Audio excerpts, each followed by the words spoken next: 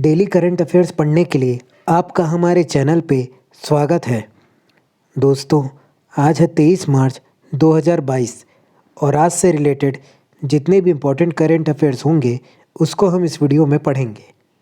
पहला प्रश्न है, हाल ही की एक रिपोर्ट के अनुसार निम्नलिखित में से कौन अपने परिवार को एक गुप्त परमाणु बंकर में ले जाता है? तो ये है व्लादिमीर पुतिन। अगला है, हाल ही में पुतुल उत्सव का आयोजन कहाँ हुआ है? तो पुतुल उत्सव का आयोजन नई दिल्ली में हुआ है। अगला है, हाल ही में अंतर्राष्ट्रीय वन दिवस कब मनाया गया है? तो ये मनाया गया है 21 मार्च को। वन दिवस 21 मार्च को मनाया गया है। इस बार की वन दिवस का थीम है forest and sustainable production and consumption. अगला प्रश्न है, हाल ही में नाटो सैन्य अभ्यास कोल्ड रिस्पॉन्स 2022 कहाँ शुरू हुआ है? तो ये अभ्यास शुरू हुआ है नॉर्वे में। नॉर्वे का कैपिटल है ओस्लो, करेंसी है क्रोन, प्राइम मिनिस्टर है जोहास गाहार स्टोर। नाटो का फुल फॉर्म होता है North Atlantic Treaty Organization. NATO का गठन हुआ था 4 अप्रैल 1949 को। इसका हेडक्वार्टर है ब्रुसेल्स, बेल्जियम। सेक्रेटरी हैं जनरल जेंस स्टोल्टेनबर्ग। अगला प्रश्न है, हाल ही में किस देश का हवाई जहाज़ दुर्घटनाग्रस्त हो गया जिसमें 133 लोगों की मौत हो गई? तो ये है चीन। चीन का हवाई जहाज़ दुर्घटनाग्रस्त हो गया जिसमें 133 लोगों की मौत हो गई। चीन का कैपिटल है बीजिंग, करेंसी है रेनमिनबी, प्रेसिडेंट है जी जिनपिंग। अगला प्रश्न है, हाल ही में 2022 स्पोर्ट स्टार एसेज अवार्ड में किसे स्पोर्ट्समैन ऑफ द ईयर चुना गया है? तो ये चुना गया है नीरज चोपड़ा को। अगला है, विश्व जल दिवस किस दिन मनाया जाता है? तो ये मनाया जाता है 22 मार्च को। अगला प्रश्न है, हाल ही में किस देश ने माउंट एवरेस्ट के पास लिथियम जमा की खोज की? तो ये है चीन। चीन ने माउंट एवरेस्ट में लिथियम की खोज की। अगला है, किस कंपनी ने राजेश गोपीनाथ को 5 साल के लिए फिर से एमडी एंड सीईओ नियुक्त किया है? तो ये किया है टीसीएस ने। टीसीएस का फुल फॉर्म होता है टाटा कंसल्टेंसी सर्विसेज, जिसका हेडक्वार्टर है मुंबई में और इसका गठन हुआ था 1 अप्रैल 1968 को और इसके सीईओ बने हैं राजेश गोपीनाथ। अगला प्रश्न है, हाल ही में किस देश द्वारा यूक्रेन के लिए 800 मिलियन यूएस डॉलर की नई सैन्य सहायता की घोषणा की गई है? तो ये देश है अमेरिका।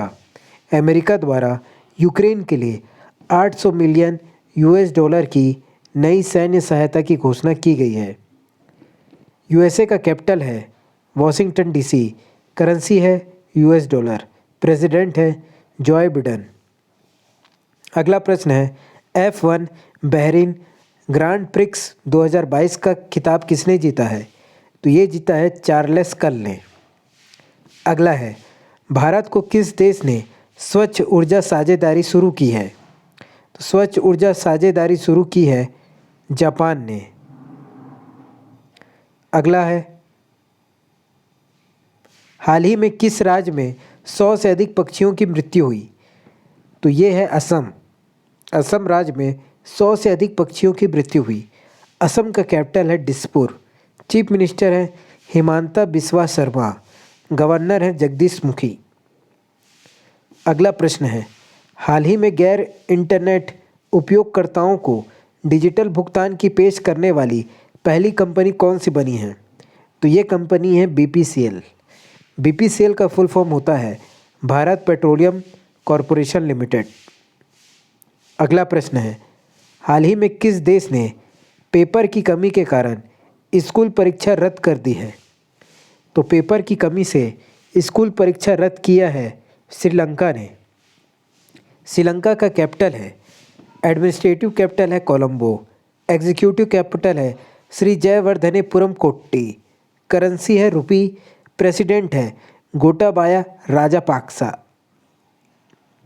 अगला प्रश्न है, हाल ही में किस देश के राष्ट्रपति ने रूस से संबंध रखने वाले 11 राजनीतिक दलों पर प्रतिबंध लगा दिया है?